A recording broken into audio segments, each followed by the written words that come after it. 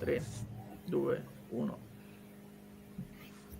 Bene, buonasera. Facciamo una piccola introduzione in italiano per parlare un po' dei temi di oggi.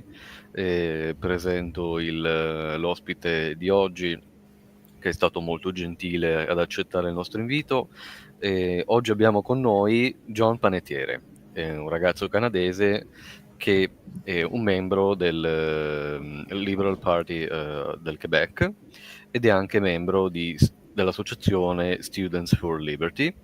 E velocemente anche i temi di cui parliamo oggi, ovvero volevamo chiedere a John la sua opinione sulla politica canadese, quello che sta accadendo, le elezioni imminenti, la situazione riguardante le tariffe, i dazi imposti al Canada.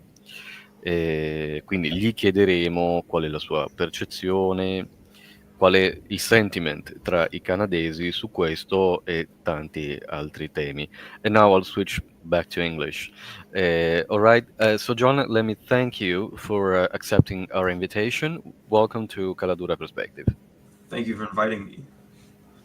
Great. So I will be as I said before, I'll be the one asking the questions, though I will not be the only one. My two friends over there will be, I guess, supporting me. And so, without further ado, I would like you to briefly introduce yourself, and if you can tell us and our viewers who are you and what do you do. Yeah, sure. So my name is John Panettiere. I'm part of SFL Quebec.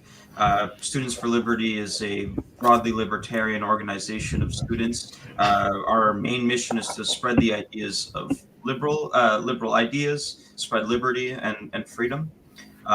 Within the political sphere of Quebec, I'm a Quebec regional president for South Montreal within the Quebec Liberal Party Youth Commission.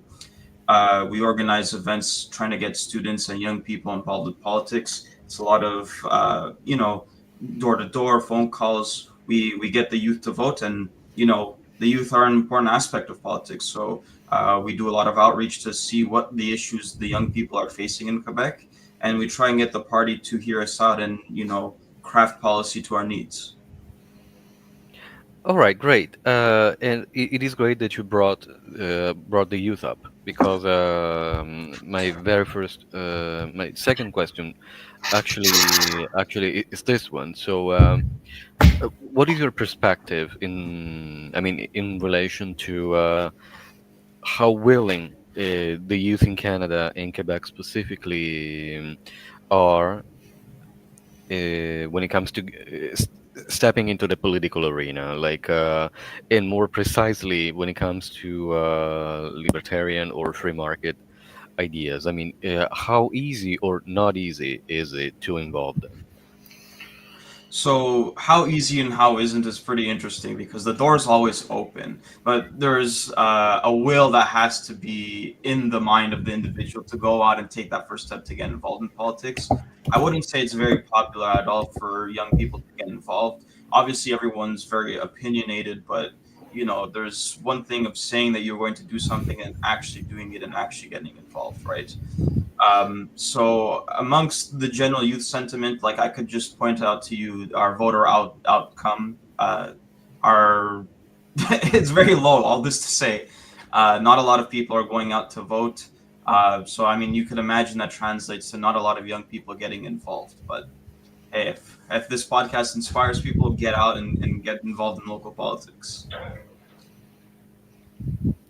And do you perceive that maybe one of the ways it's hard to include as many of them as possible? Is it because, I mean, do you see a rift between those who share like free market and libertarian ideas versus a majority of left-wing woke, or whatever you may call them, young people? Because that's actually the situation in Europe and in Italy and I imagine in the United States as well. So do you think kind of this?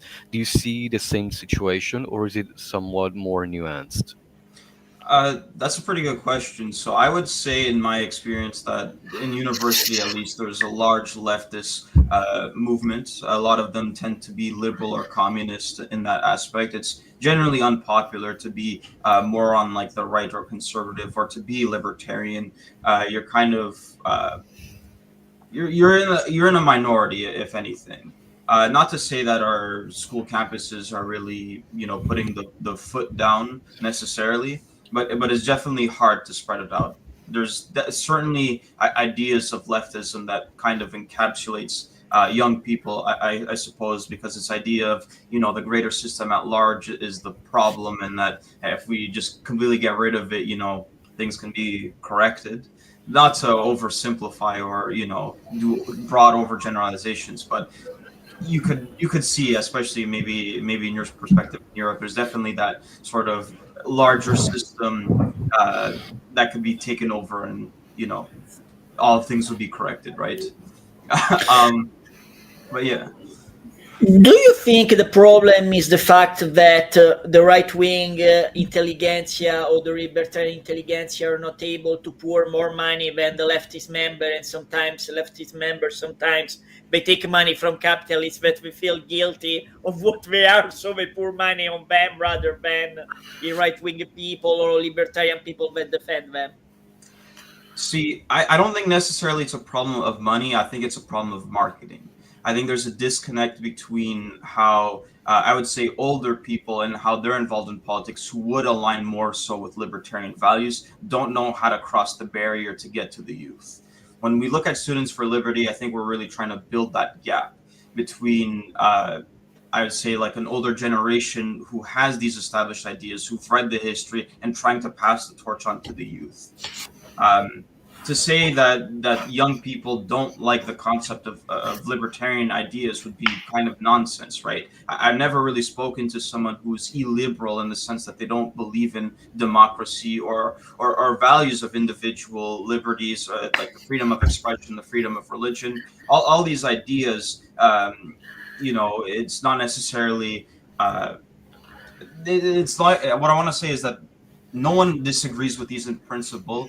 It's just to market that and to say, like, hey, we're going to be doing it better than, say, the liberals and the conservatives. Like, we're going to actually take our step forward and do it correct. I think that's what the issue is at hand. All right. Okay, Kala, he asked his question, and I don't know. Maybe Lorenzo had. If you have anything to say, like, I'll lay the floor to you. No, I don't have anything to ask about liberties, libertarian ideas, or how is the marketing, because you have asked all the questions about that. I think we can change the topic, so we can go to one of the warmest, hottest topics in Canada, like the tariffs, if you want, guys. So I would like Oh, to ask oh, about the situation of tariffs in Canada, between the US and Canada, and how could Canada maybe negotiate to the US, because Trump wants maybe some resources from Canada, maybe just want to protect more the borders, but I don't really know what Trump really wants. If he wants only protect more borders, also he wants the natural resources of Canada. So I would like to ask this question. That's an interesting way to put it, that we don't know what Trump wants. I think that's fairly the large sentiment I think that people are feeling here. Trump is definitely, doing everything that he can to make a lot of noise and to be extremely scary. And I will say, as a Canadian, it's deeply uncomfortable to see our largest trading partner to the south react in such a way, to impose these tariffs, to completely destroy our free trade agreement that both countries benefit from. You'll see maybe Republicans in the States cry about a trade deficit, but I don't think they fully understand that what that implies. And the fact that it's mutually beneficial, that they get to enjoy our natural resource exports, such as oil and energy, right? Um, I think a lot of Canadians are uncomfortable with the fact that it directly affects their day-to-day life with everyday purchases. We have Yes. a large cost of living issue in Canada with housing, taxes. I can name a million different things, but these tariffs is just going to add an extra burden, right? How we go about dealing with that is not really up for my personal opinion or what I have to say on the topic, but I will say it's definitely scary, and a lot of Canadians are uncomfortable. Totally agree with you. And also now there is more proud Canadian sentiment also in Quebec.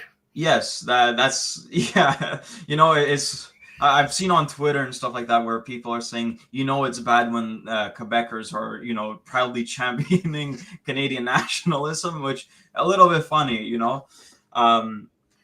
So the Trump tariffs didn't sort of relight sort of this Canadian ethos of being proud to be Canadian, going out and purchasing Canadian products, showcasing what it means to be Canadian and defending it, and backing that with your dollars, and is a very important thing to consider, right? Is that you're not opting, because it's so easy to go out and buy. Think of anything like Coca-Cola, or the produce you buy imported from California. Very hard to get vegetables or fruits in the winter here, right? So it's to make these decisions and to adjust your consumer trends to be more Canadian, right? Yeah, exactly. Yeah, and maybe you've seen the past weekend we saw the Four Nation playoffs of hockey that went on, and Canada got gold. I think that was a pretty proud moment to be Canadian for all of us. They really stuck it up to them, and it's just interesting in the context of everything that's happening, like geopolitically and economically, that we got that win. Saying, I think Justin Trudeau tweeted something funny along the lines of, "You can't take our country, you can't take our sport," and I think the vast majority, no matter where you stand politically, would agree with that sentiment then. No, in Sure. fact, And also in the supermarkets, I have seen, for example, more tomatoes produced in Quebec than tomatoes imported from the US. I've seen a lot of more tomatoes produced in Quebec. So it's really interesting to see how Canada is going to be is going to consume more domestic products. no, in fact, I wanted to ask a question about him, not from his PLQ perspective, more from his SFL perspective. The fact that Poliever said also that the interprovincial trade exchange are less than the exchange of Canada with other foreign partners. Is that true? That think it's something that is just a problem from Europe or for the US himself, for example? Because many are saying, for example, that the deficit of the trade that the US has is for federal deficit. So it's an internal thing rather than a thing that comes from the exchange with others. It's more the fact that many states buy that stuff through subsidies. So the blame will not be rather than in Canadian conservative or liberal people in Canada from California guys or people in blue states that obtain that things through debts in practice.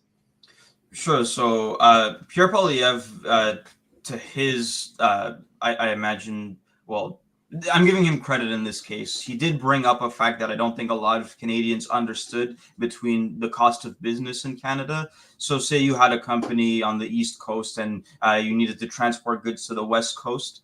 There are interprovincial taxes that are levied onto the owner of this business to do business and transporting across provincial lines. We did see recent developments where even the Liberal Party of Canada wants to cut them in half. But just going back to the general conversation, yeah, I think it was a shock to a lot of Canadians because it wasn't really in the day-to-day conversation where we really consider, the true cost of business, right? I think Trump, unfortunately, with his way of doing this, unfortunately gave Canadians a little bit more of an economics lesson in how our country does business. I think with the tariff situation, it's going to be uncomfortable for both countries because the Americans, who I think largely voted for a Republican Party to get lower cost of goods, they didn't want a country that was, going to be, Well, essentially, I think it was a problem of inflation to begin with. Sorry to take a step back, and I think the tariffs will just be largely inflation. It will create more inflation. So all this to say, I think they're going the wrong way about trying to deal with this. But yeah, to answer a bit more of your question, there's certainly the sentiment of Canadian business owners being unfairly treated. I would imagine with the interprovincial tariffs, well, not tariffs, but taxes and operating businesses, coupled with exporting your goods to the United States, where importers would be less likely to buy our products given the tariffs. So it's just going to make everyone a little bit uncomfortable.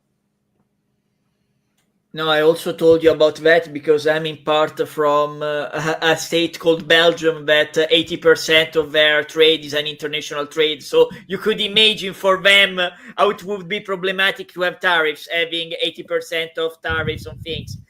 Because United States and Canada, they are bigger states, they could have internal trade to compensate some of the tariffs. And for example, Trump did what they did, inspired by McKinley, that he tried to stimulate the internal economy at the expense of the foreign one. But I don't think it's a pact that you can do with calm, because mostly, as we told before, it's from a public deficit, that trade deficit that he has, rather than from private, that they deal bad and Trump thinks they exchanged one to have four. I don't think any people is so stupid to trade one from four if he knows that gives him a damage, to be honest. Julian, if we want to do next question. Yes, my question was, I think you partly answered it, but I wanted to make it even clearer. So you think that, what do you think is the most largely, how do you think Canadians are actually feeling? Like, is there more resentment, which led to becoming more proud of who they are? Like, I'm not gonna talk to you anymore. Like, who the fuck are you? Stuff like that. Or is it like, oh, okay, this this will be over soon?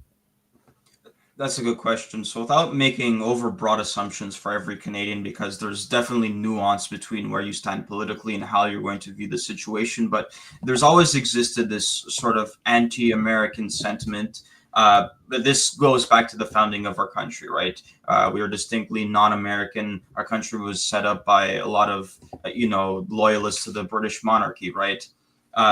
So this kind of distinction that, hey, we're not American, so we're going to do everything that we can to not be American, that's always existed in the background of everything.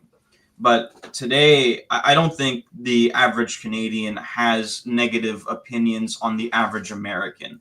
I think it's largely an expression, even if it may not come out like an individual saying like, oh, I think Americans are stupid. I don't think it's really addressing the individual American there. It's more so an expression of the sentiment, like of distaste towards the American government. I think a lot of people are, revitalizing this sort of what it means to be Canadian and the pride of this great country that we have, because there's a lot to be proud of, right? It's more so of saying, look at what we're doing here and look how great what we've managed to accomplish is, in spite of what the Americans are doing as well. So we managed to accomplish cultural stuff like hockey and sports, and to get that around the world for people to enjoy and love, right? To say that the Americans, well, not only are they very influential, but we could say like, hey, we have unique and distinct Canadian ideas that are worth fighting and worth defending, and it's worth being proud of, And I think that's ultimately good. And so, okay, we shifted to tariffs, but I just remembered that I had something else I wanted to ask you about the previous topics. So, for example, we mentioned involvement of the youth, and you talked extensively about that. But if you don't mind, I wanted to ask about how you got involved, and why do you thought it was a good idea to begin with? Absolutely. So I'll just give a bit of maybe some context for your viewers. So I'm part of the Quebec Liberal Party, which is not the same as the Federal Liberal Party. So I work provincially. Um, so I got involved in the 2022 election, where in my writing was the polls were suggesting that it was going to be a challenged seat with the CAQ, Coalition of Quebec's Future, or Coalition Avenir Québec. They were threatening to turn the seat blue, if you will. To explain their party briefly, they're more sovereignist, broadly economic conservative like. Um, and Right-wing socialist, like yeah, that's a Le good way. Pen in France. Yeah, that's a good way of putting it.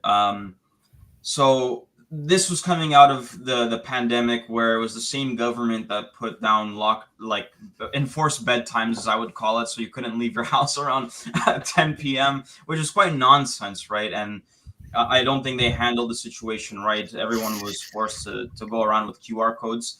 Albeit, like, I'm not trying to get into the nuances of the COVID pandemic. I think we're past this now. But just in the moment, I was like, I don't want to see my writing and be represented by a member of the CAC. So I really felt the sentiment that change starts with me. So I sent a desperate email to my member of the National Assembly. I'm like, hey, my name's John. Like, I don't know what I could possibly do, but let me help in any way that I can. And so I sent the email. He responded, and he was like, hey, come volunteer. We'd love to have you on our team. And I volunteered. I organized a little bit of door knocking. I did phone calls, and that was my foot in the door into politics. And then from there, I managed to get involved with the youth commission wing of the Quebec Liberal Party. And I ran for regional president of my area of South Montreal. And here I am today. That's actually very, very interesting. And so especially in a country like Italy, if you grow up in a more provincial area or town, it would be so much harder to find such people who will say, "Hey, we want to come volunteer," except for maybe the major Italian parties. And needless to say that 95% of them are against the free market in every possible way. But and speaking of that, after this one, I think we can shift to the other topic. But what do you think can lead a young person, and what led you, in fact, to free market ideas? And then I can tell you about me if you're No, interested. I'd absolutely love to learn about you as well. So I've always kind of been a bookish nerd growing up through high school and stuff like that. Like, politics has kind of always interested me.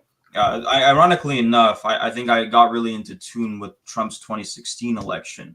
That was kind of like, whoa, like, what is this world coming to? And I was kind of conscious a little bit about like what was going on to our neighbors down south. And ironically enough, like, that was kind of like the kickstart, and I wanted to know like what got them to where they were and what are we doing with our country. And it's just that's kind of the foundation. But I always like the idea of public service and what does it mean to help out your neighbor, and what does it mean to build a better community and to implement projects that will leave a better future for tomorrow. That was kind of always there.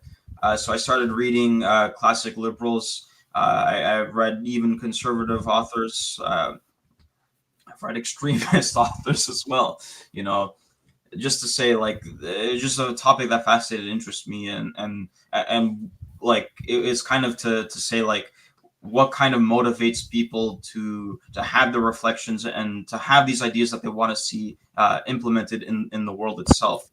And what's powerful about politics is that, especially how we have it set up in Canada, is that we have a representative democracy where it's not merely the voice of one, but it's a group surrounded, and it's kind of the consent of everyone, right?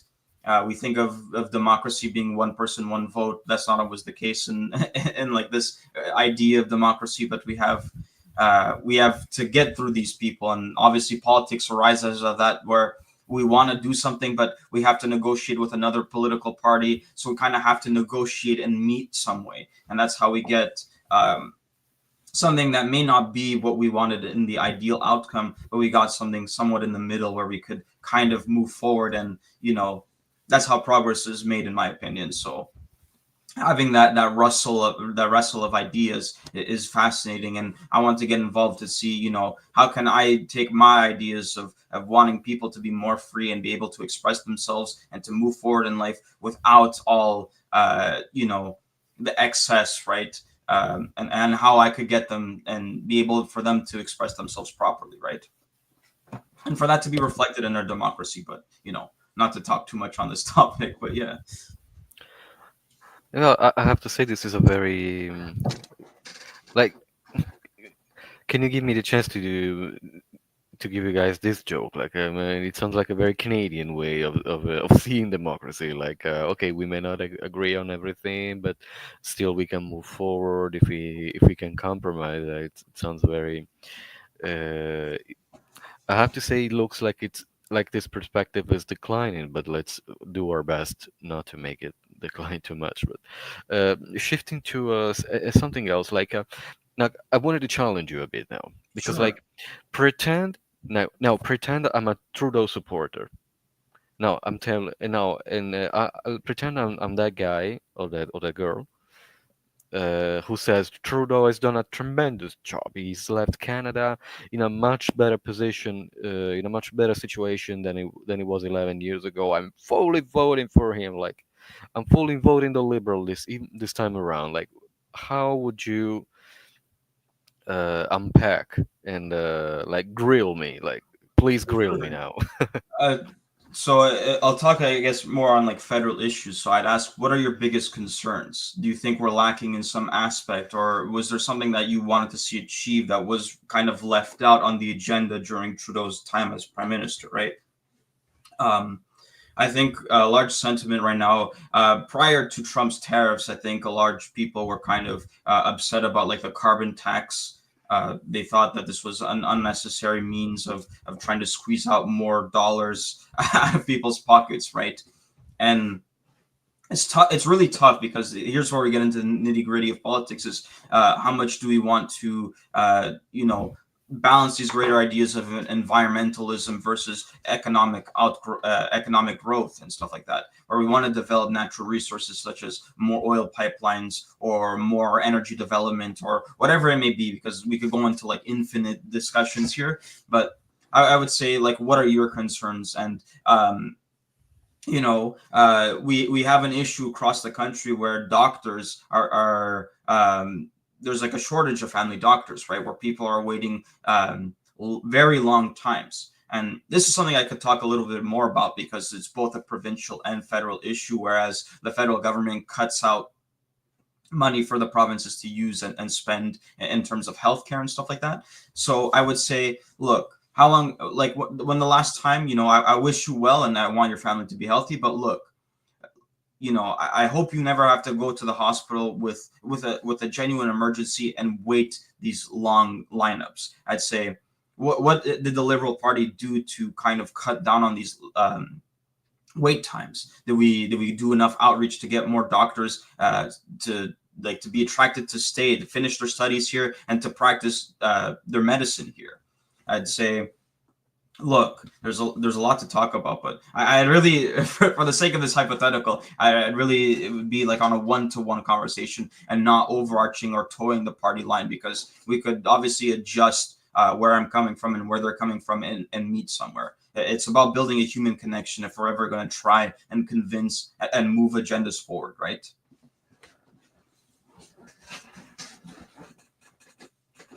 Okay, but like, if I'm a like a like if you're talking to a Trudeau supporter who's super convinced that Canada is actually in a good or better situation, like and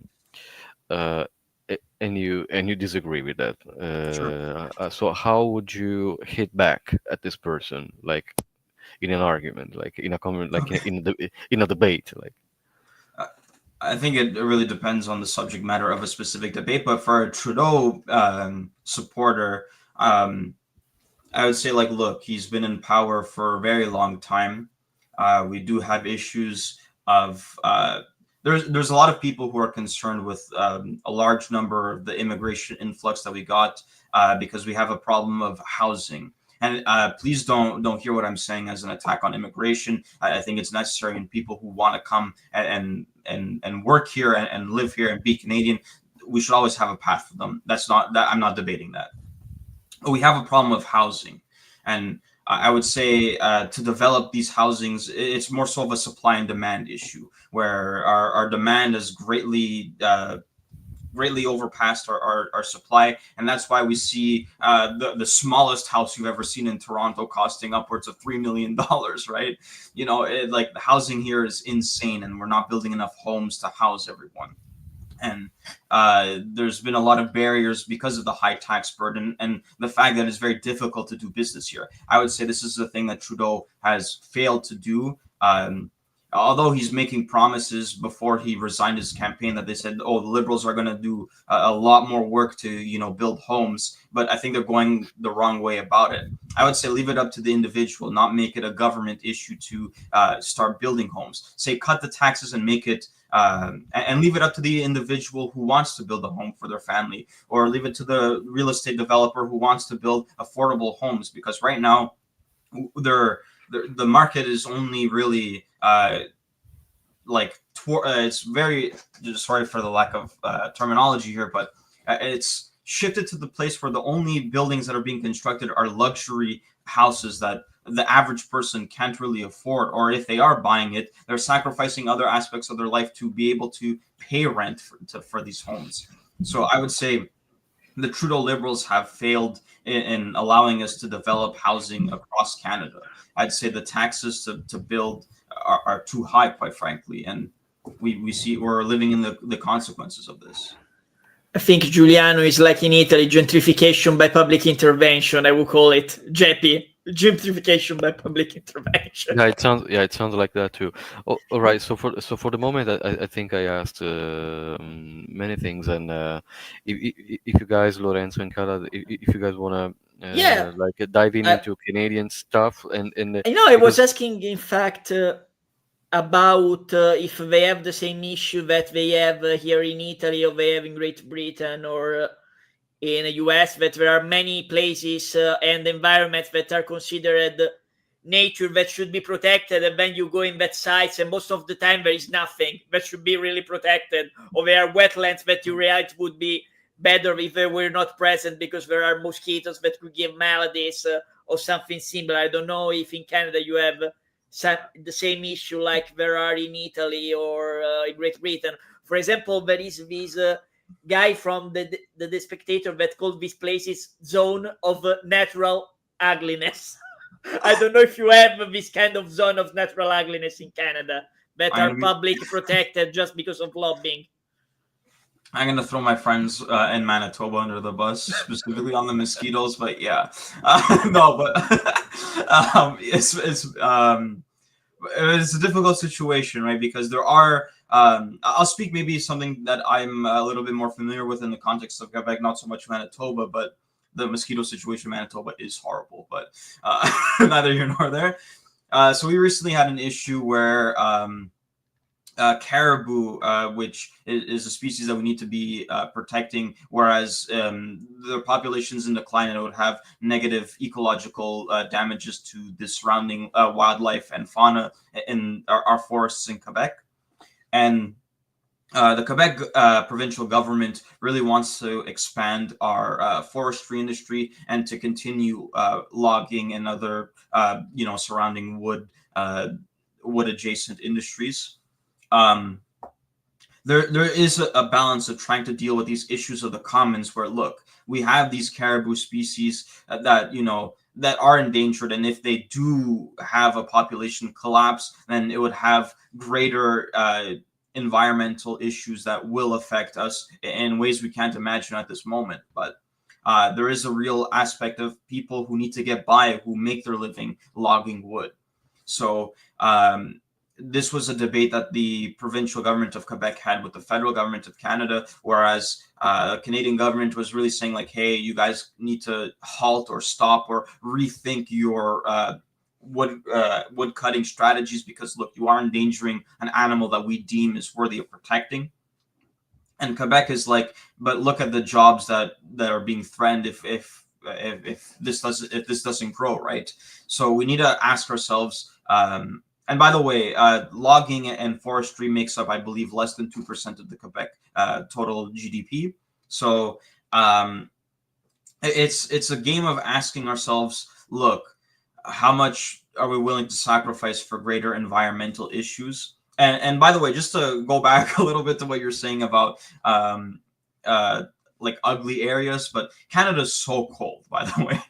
I think for people to come and set up and build up north and stuff like that, it's a big ask.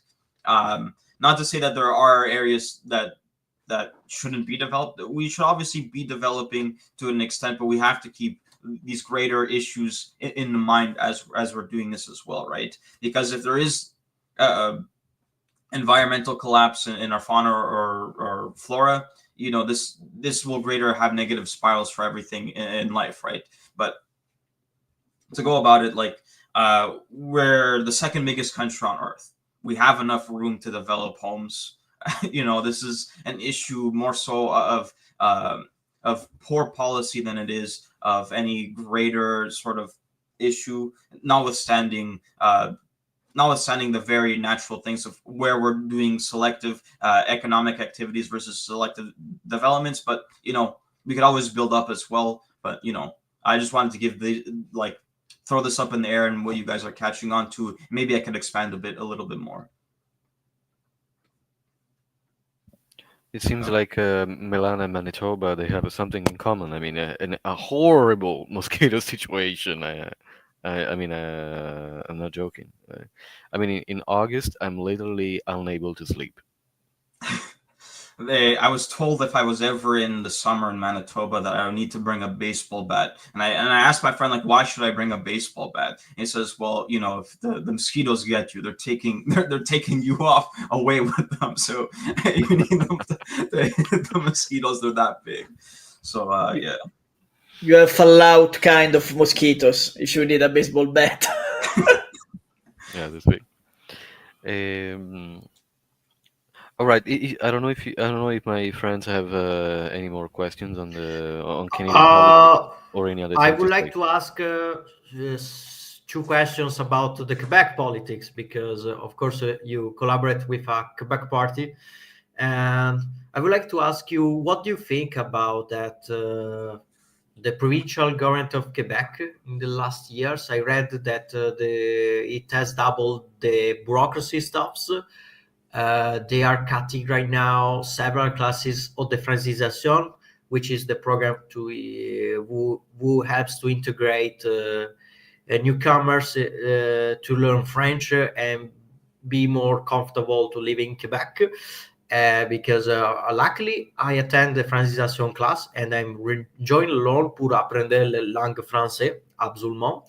Mais I am seeing that they are cutting the classes every single month. They are cutting step by step. And also, if you want to attend the Francisation, if you are not over 5 or level 5 or 6 or 8, right now you can't attend the lower level classes.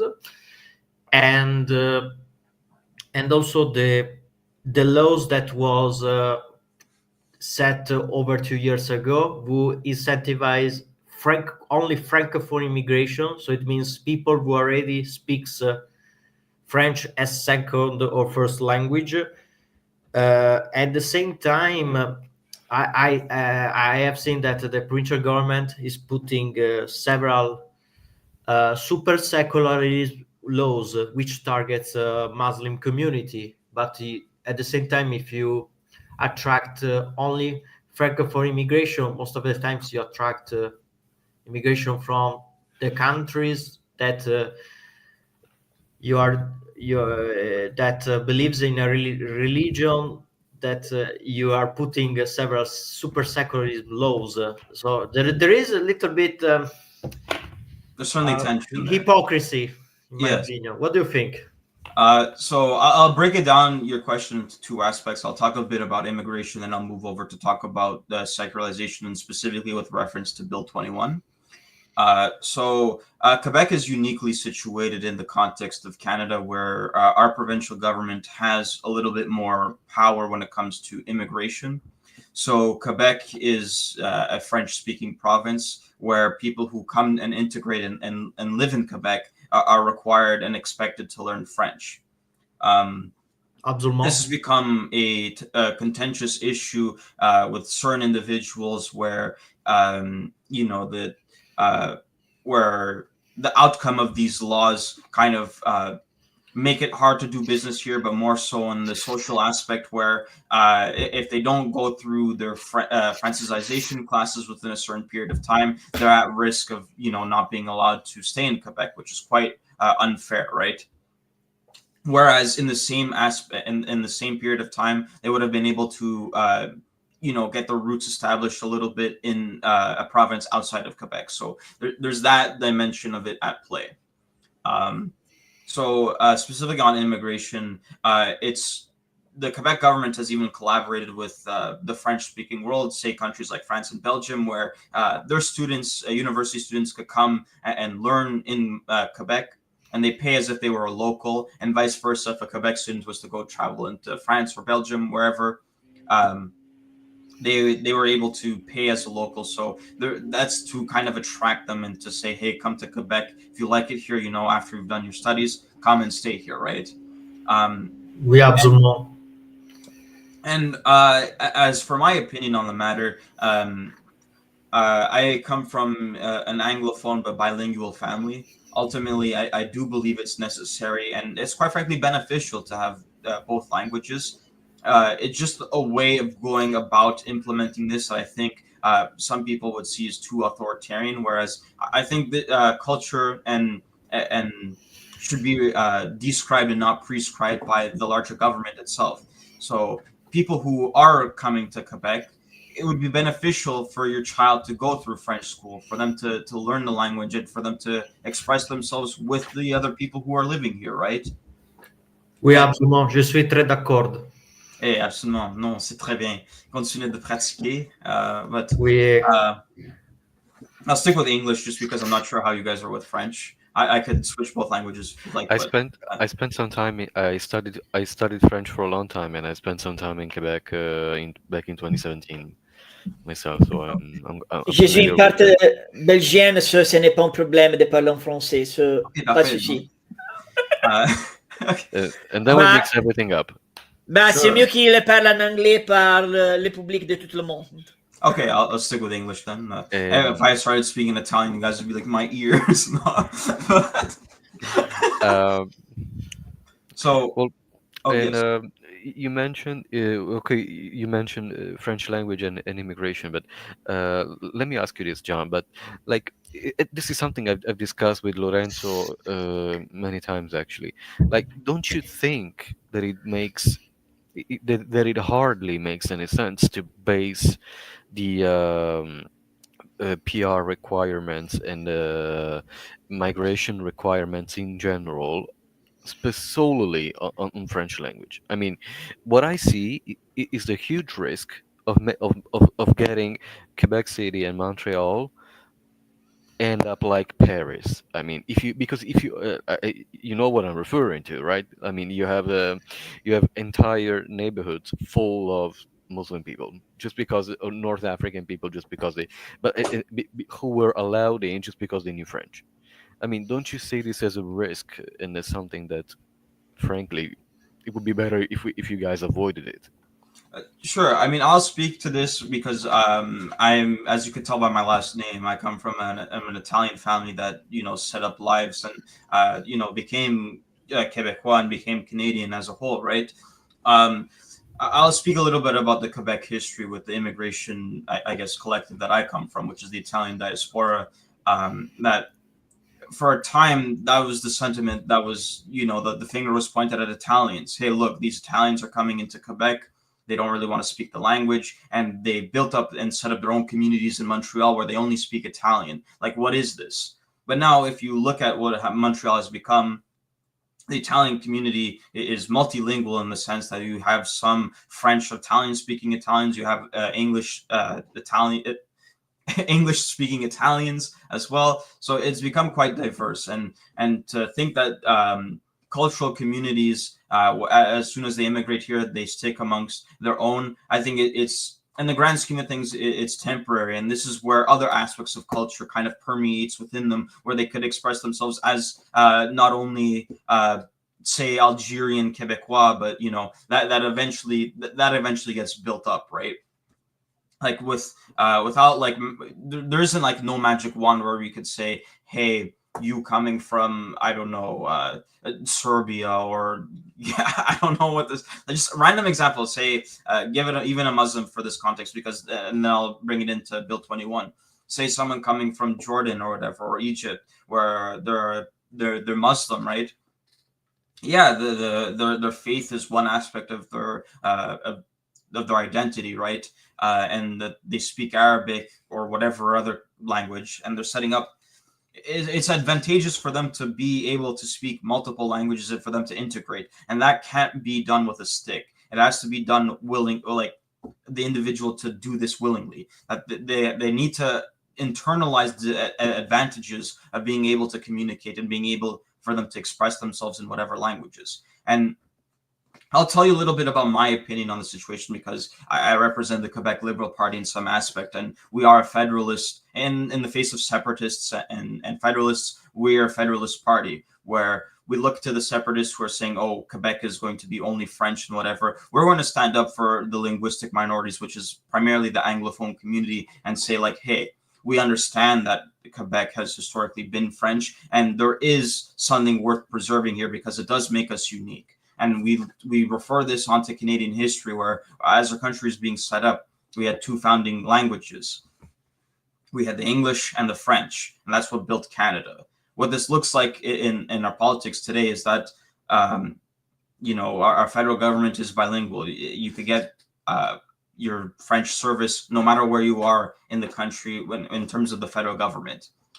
So in today's context, what that looks like is, I think a large percentage of the Francophone community thinks that, hey, we've done our part. We learn English in schools, and if you look at the statistics, the vast majority of Quebecers are bilingual. So they said, look, Quebec has upheld their part of the deal with the founding languages, and we're able to express ourselves in both English and French, but the other provinces in Canada have not held up to that standard.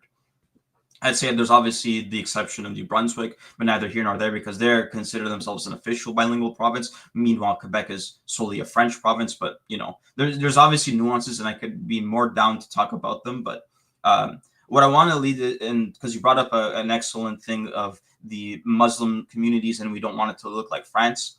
And this will tie into the secularization, I would say, the overreach of the Quebec government with the legislation of Bill 21. So what this looks like is Bill 21, for the context, is that people in positions of authority, so think doctors, lawyers, civil servants, they would no longer be allowed to wear religious symbols. Quite frankly, I'll just give you that breakdown, and then I'll give you the context of where we got to there. So Quebec, we had a brief period of time called the Quiet Revolution. For a long time, we had a large influence of specifically the Catholic Church in Quebec, and they were very much a big influence on our politics. So the Silent Revolution, our outcome is we achieved institutional secularization. So how the Quebec government functions afterwards is that they're neutral on the topic of religion.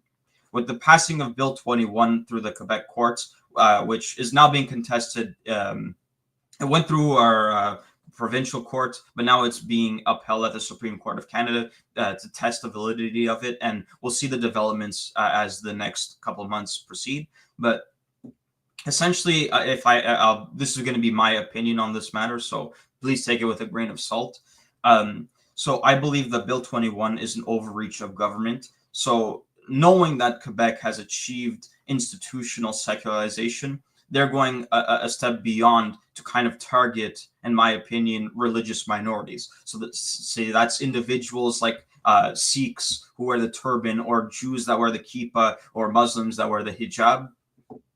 It's an attempt to squash these people. And why I think this is bad is because not only is it infringing on an individual's freedom of religious expression, but look, you've practiced whatever job you could think of that's in a position of power. So be it a teacher.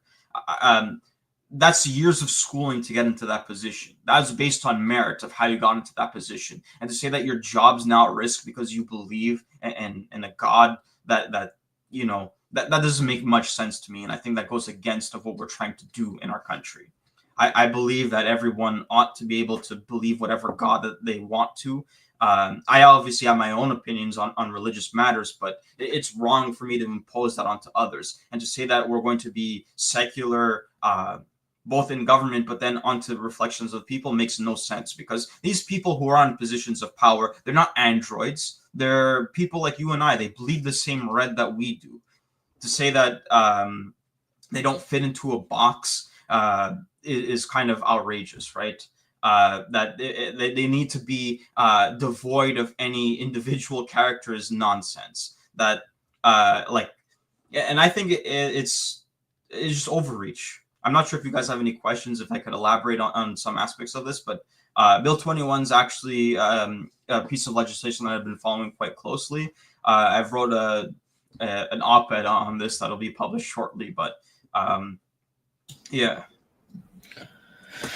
No, I mean, the weird thing is that until it's in the public offices, of course, public is property of public entities, so they can decide whatever they want. It is weird, the fact that they can stop people in the park, or they can stop people somewhere to do that.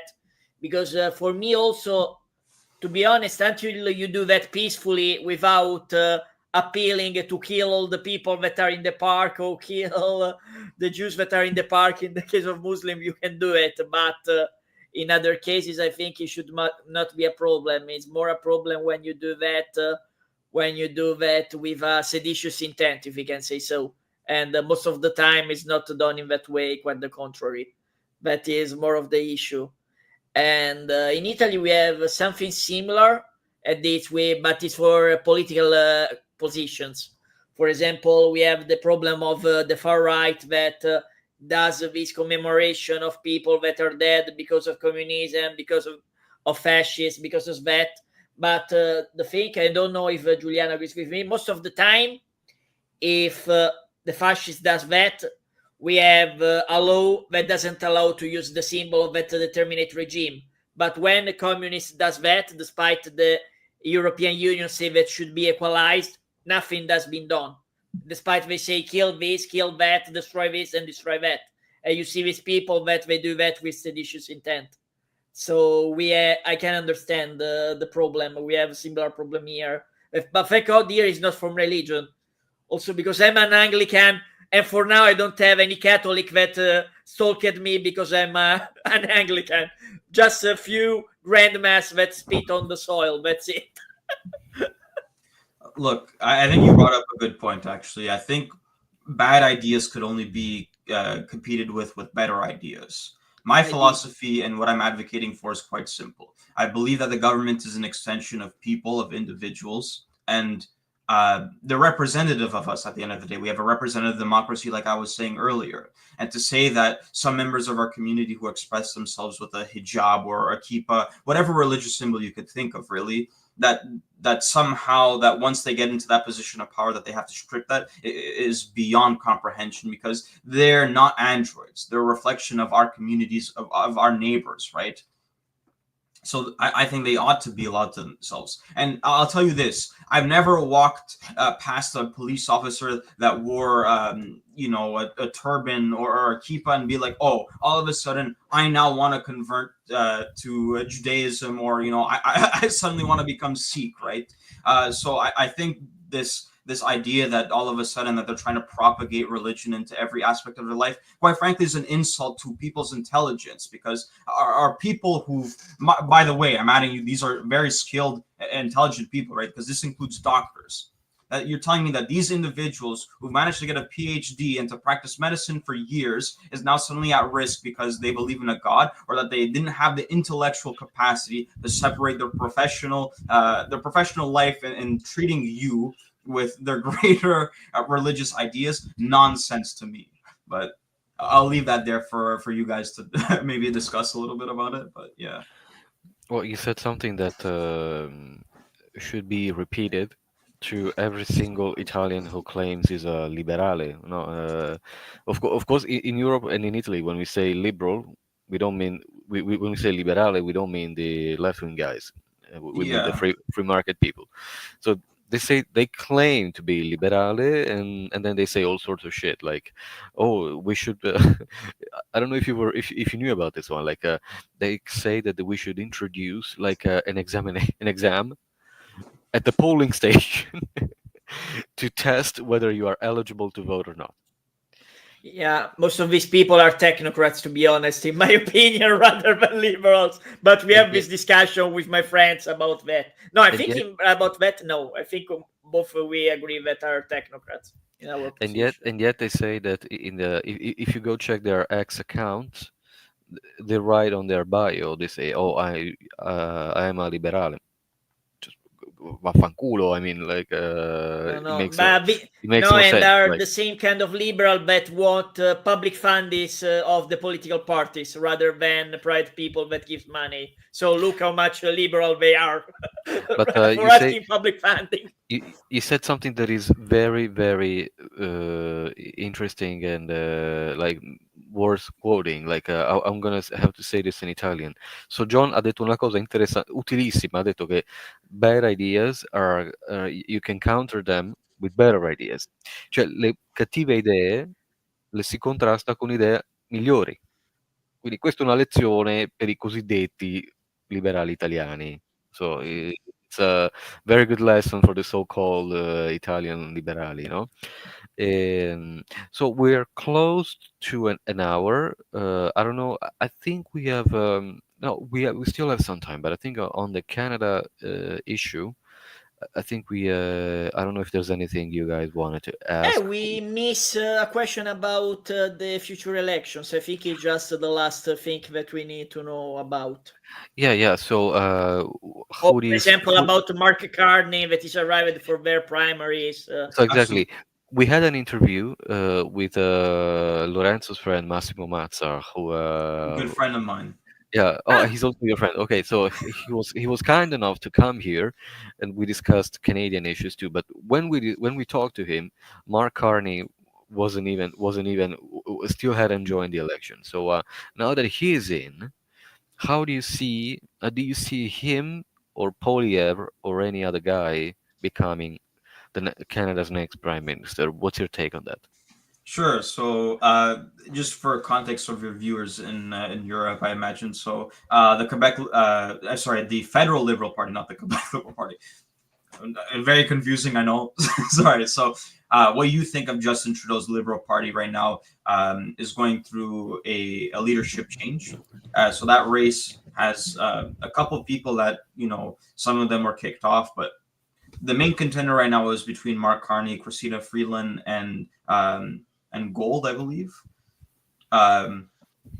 Anyways, Mark Carney has been surpassing every metric in the polls that you could think of, and every Canadian pollster is saying that they've documented a trend of more intentions to vote Liberal after Trudeau has resigned than he was as leader. So what this looks like is that originally it looked like there was going to be a super majority of conservatives that under Pierre Poilievre, that the Conservative Party of Canada was going to sweep the election. But as Mark Carney has entered the race under the Liberal Party of Canada, the Liberals keep growing in the polls. It's going to be quite interesting race because I think ECOS projected them to have almost a minority government from the last time I checked. But please take this with a grain of salt. These are just numbers for the time being, but we need to see on election day what the final results are. So obviously, who knows, because we still have about a couple of months. I believe the latest an election could be called is in October. So we have up until then to see some recent developments. If I had to maybe inject my opinion on the large number of conservative, or rather intentions to vote conservative in the polls were suggesting, was not so much a love of the Conservative Party itself, but more so a distaste for Justin Trudeau. And I think it's reflective of the large swing that we're seeing in the polls that we see Mark Carney, if he's elected to be the leader of the Liberal Party of Canada, of why they're doing so well. So that's kind of my preliminary assessment on the situation. I think a lot of people kind of generally agree with that. I totally agree. And also, I have seen recently some posts from Polyev on Instagram when he speaks about Kearney. I have seen that Polyev is very nervous because he is very scared to lose the votes. Also, he did some posts that are so stupid, like criticize Kearney because he wear a $2,000 Canadian dollar shoes. What the heck is that? It's like the populist left-wing movement 5-star in Italy, because these kind of posts are like this style. It's so crazy. So let's see. But Polyev is very nervous. Absolutely.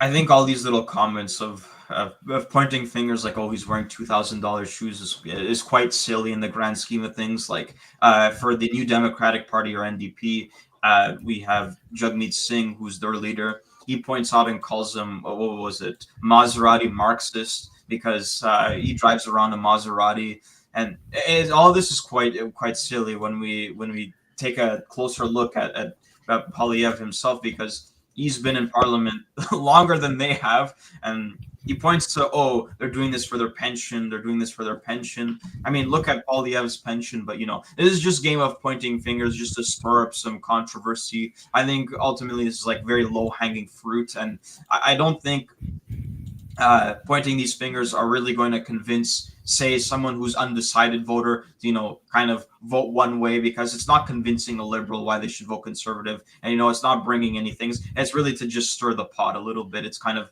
banter, and, it's not really anything worth kind of overanalyzing. But yeah, I think it goes to speak a little bit about his character and his campaign strategy, because obviously in terms of these politicians and how their campaign strategy works, you kind of have to play these out, and it has to go through some guy in their marketing strategy team to see what will this do, and et cetera, et cetera. So it was a weighted option, and they thought, going with that would be beneficial. So, Yeah, No. absolutely, totally agree. And also about that post on Mark Kearney made by Polyev, there were many comments from conservative voters who said, I'm sorry, but I don't agree with you, because it's so crazy to criticize Kearney because he wears $2,000 of shoes. We believe in the liberalism, and Kearney is not a Marxist like Jamin Singh, so it's a stupid criticize. Many comments from conservative voters. You know that Well, Italians are experts on winning the election based on these silly things, because the government was run for years by this party, the 5-star movement, who got votes because they were pointing the fingers at Italian MPs for their crazy salaries, like 1,300 euros a month, and they say, oh, they are a caste and we are the people. So and they go around with the auto blue, the blue cars, which is a benefit, one of the many benefits of the Italian MPs. And so, of course, Italians are experts on this. So, and when we see other countries taking the same path, we're like, oh my God, where am I gonna move to now? no, To escape this silly, ludicrous public debate. I think in the case of Canada, it's 90% serious thing, 10% silly stuff. But I think also UK is the same. I think sometimes you have to steam off. You have to put this kind of stuff, because otherwise electorate will not follow you if you are to match the person with the glasses and doing the lesson like that master. I mean, what I see in reality, to be honest, is being a carny present in the run. There is what I can call a common sense Canadism, cioè something that both the parts of the Canadian people understand that they need to do, to be honest, because I don't see many difference from what Carney say, what Poliever says. Maybe the tone is different, because Carney, being a former governor of a central bank, does say the things in his way, and instead Poliever says the thing in his own way, because they have two different backgrounds. In fact, I agree more with Poliever simply for a background reason. I feel closer to me. But I'm happy that there is this agreement that some things should be bipartisan. And I totally quite surprised that the tone of populism of Poliever in reality has some truth that the liberal understands now that there is Carney. Instead, the US on Trump on the internal issues. Of course, the people cannot agree on the foreign policy is doing, but in internal policy, it's weird that when Obama and other people, they were telling bad about USA to other stuff, it was okay to complain about that. And now that Trump does that, it's not okay, and there is not some kind of bipartisanship. That's the weird thing, that instead in Canada you have finally some kind of common sense Canadism, just than the common sense conservatism. I don't think, to conclude quick, that Carney is against to fix the budget, tax the tax, build the homes, and stop the crime, to be honest.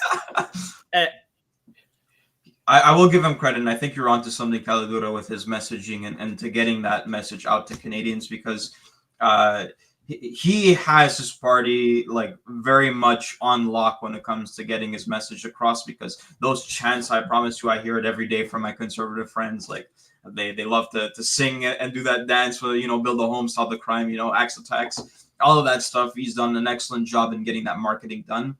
And you did touch upon something I actually want to talk a little bit about, was his marketing towards people with the common sense conservative type of stuff, especially when it comes to simple things like, cutting taxes so it's easier to build homes. Quite frankly, does make a lot of sense. And there is something there that I think Canadians would like to hear a little bit more about, right?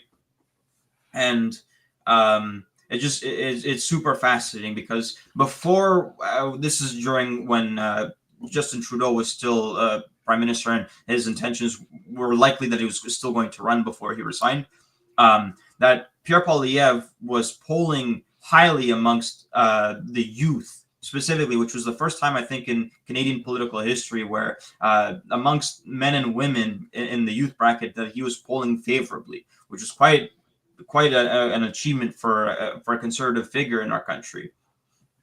So he was definitely tapped onto something, but we'll see ultimately come October of what that translates to. But he definitely has something there. There is a kernel of truth that ought to be explored, and there is probably something there that Canadians, that he's tapped into something there. It's just kind of inexplicable, but it does definitely appeal to the sentiment of insecurity, I guess, that Canadians feel in terms of the economy. If I have to just put that into like the broadest of terms.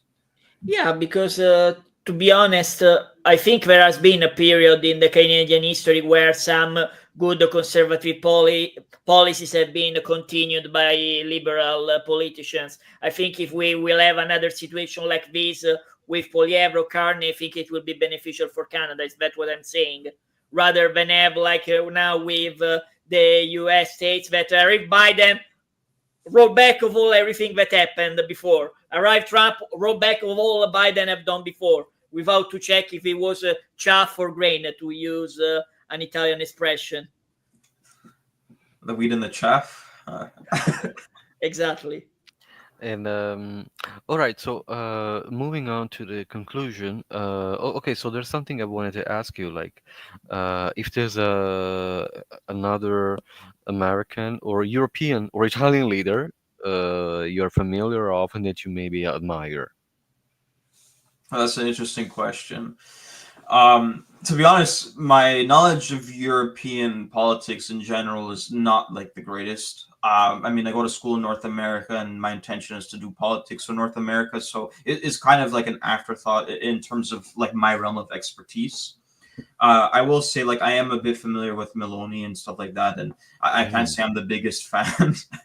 um, but if I had to speak in recent politics, I think Macron it has done some kind of amazing things in trying to create a coalition government in a very politically extreme, or rather polarizing France, where you have like the rise of Le Pen's more far right regime that was kind of, was threatening to win the election, right? And he managed to do something where he convinced the moderates and maybe more of like the center left to kind of build that coalition in the left for him to be in the position that he's at. So I think that was kind of fascinating to watch.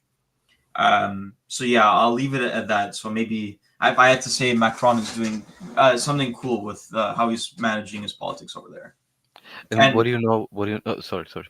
Oh no, I don't mean to cut you off. And like, I appreciate what he's doing, standing up for Ukraine. I think he's done a good job with that, and just Europe in general, I think, has been doing a good job in sticking up for Ukraine and their fight against Russian aggression. So that's pretty cool. And sorry, and I only meant to ask, like, what do you know about Meloni, about her background, or what she's doing? Like, I don't know what comes to Canadian media about what happens here. Sure. So I think Meloni appealed staunchly in her campaigning to the family structure of the Italian for the Italian people. I think she was very strict on illegal immigration coming from North Africa with the boats. I think our media really touched a bit about that, where we saw the Italian Navy try and push some illegal migrant boats back. I'm familiar with her election in the sense that she really wanted to impose like family values back into Italy and what it means to be an Italian family. And I think she made some comments about like gay people, but like not like enough to have like a nuanced discussion about that. So I'm not trying to make overarching like claims or anything like that. So like these are kind of like the ideas that I know of Meloni. From the last I'll add, sorry to cut you off, Giuliano, but is that like I think she just appeals to like a traditionalist sense, like that's how I'll wrap it up. About the Italian politics, tell the story when, if you want, of course, when you have received the mail to the electoral mail to vote for Italian parliament. Oh, sure. So I'm Italian, as you can tell by my name, and I do have Italian citizenship, but I've always felt a disconnect to Italy, right? I've grown up in Canada, and my grandparents, like truly did a great thing coming to Canada and become Canadian, right? And I've always felt that disconnect. Like I went to Italian school and stuff like that, and my grandparents spoke to me in Italian, but I've always felt a little bit of disconnect to Italy, right? Like in a room with Italians, I'm obviously not, right? You could clearly tell that I'm North American or I'm Canadian in that sense. So I recently got, maybe this was a year ago, a year and a bit, where in the mail I got the election to restrict international, or rather, maybe I'm going to butcher this, but it was a referendum question asking for to limit people outside of Italy to vote on these types of elections. Maybe am I misremembering it, or if I'm not accurate? Guys, what kind of referendum was that? Non mi ricordo io qual era. I don't remember too. Me neither, to be honest. Oh, because we had a discussion on on voting rights for people living elsewhere in Italy, other than their town or region of residence. Yes, I believe. I remember we had this discussion. I think that was the referendum question I was trying to refer to. Maybe and they sent you that? Oh yes, my God! I sent it in the mail. I got it to vote on it, right? for me to digest that, I think I voted against it because like it doesn't make much sense. I would not appreciate it if I was an Italian who grew up in Italy, who's been surrounded by Italian culture to kind of have that influence. Because I never paid a dime in Italian tax, right?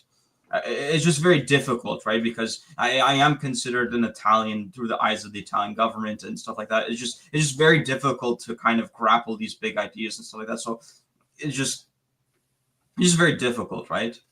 And not to say I'm not proud to be Italian, but it's just for me to have a bit of influence on a country that is so far away from my life is just it's just very difficult to wrestle, if that makes sense.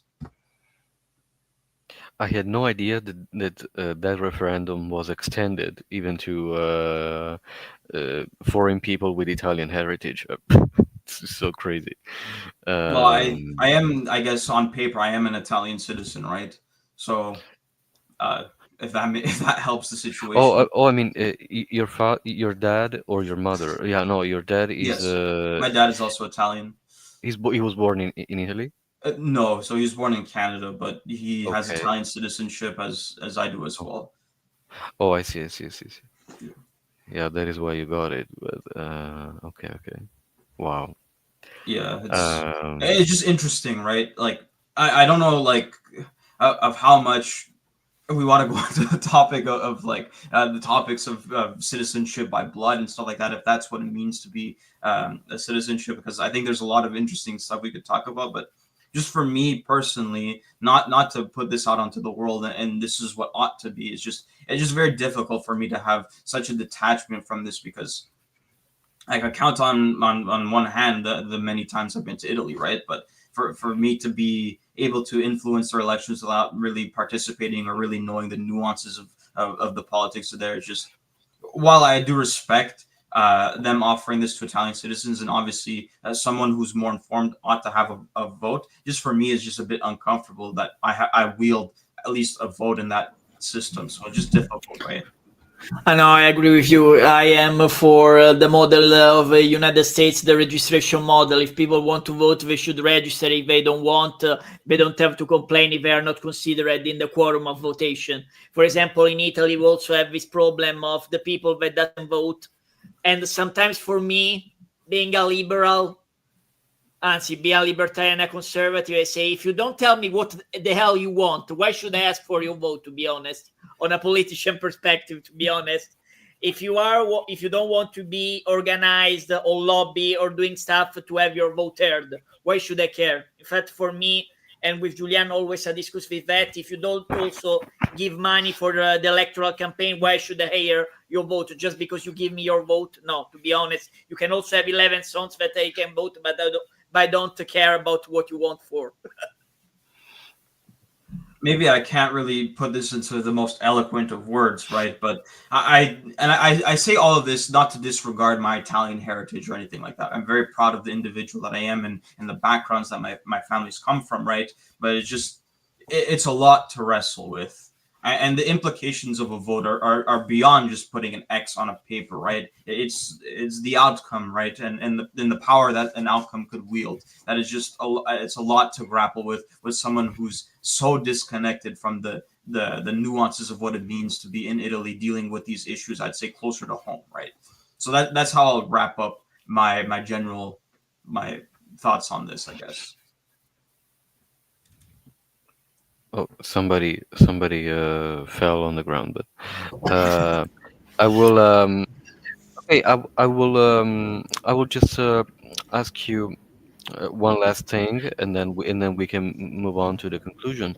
Like, so I tomorrow on the will 20th. I will left in the next maximum 3 minutes. So I All right, will. this is the very last thing I'm asking. Yeah, sure thing. Perfect. Is it just okay? So tomorrow we are marking the third anniversary of Putin's illegal invasion of Ukraine, and this is something I deeply care about because I've been involved with this not from the get-go, but slightly afterwards. So I wanted to ask what your perspective of that was, and how this topic is, and how much awareness you think there is among Canadians, at least among the people you talk to in your daily life or in the media, for example? So Canada and Ukraine's history goes back to almost like the founding of our country, where we've had a lot of Ukrainian immigrants settle out west in Canada. So I think it rings close to a lot of Canadians' homes. I think the aggression of Russia that was like it was disastrous, just to say the least, but it was pointless to begin with. I think we're living now in a world to see the Americans kind of dance and around this question of even calling Zelensky a dictator on Twitter is beyond disrespectful, right? I believe that we ought, as people living in democratic societies, to support a country uh, that is being aggressed by a much larger country. Because if not, this is no more different than the Anschluss of Austria during German in the World War II era German history, right? Like, the Russians have no claim to the land. I don't think this is Ukraine's sovereign territory. Crimea ought to belong to Ukraine. They made an agreement in the past that they're not honoring the treaties of. It's quite frankly just sad and the tragic loss of life that needed not to happen. And for Canadians, I think we see, we see these people who've just been bullied and actively killed upon and actively raped and that it's just all nonsense. And I think our Canadian government stands behind the people of Ukraine. I know the Canadian government has sent them arms and munitions and of the likes of that and humanitarian support, I believe. And I think we ought to continue helping them, because at first it's the Ukrainians, but then where else will the Russians stop? They won't stop until they get to Portugal, for for that matter, or maybe beyond it. Who knows? But all right. So the last thing I will say is that it has been so difficult to make Italians become aware of this, even though we are just a 2-hour plane journey away, and you hear all sorts of crazy shit. Like on the left side, you have all this anti-Western people saying, "Oh, you are condemning Putin's invasion, but you didn't condemn the American invasion of Iraq. You are ridiculed." And then, on the opposite side, you have people saying, "Oh well, Putin might just do what he wants because he's just a bigger guy." So, and in the tiny middle, you have people actually doing something about it, and that is because of Russian disinformation, which is not limited to Italy, unfortunately. No. But and it got as far as the United States, from what I can see.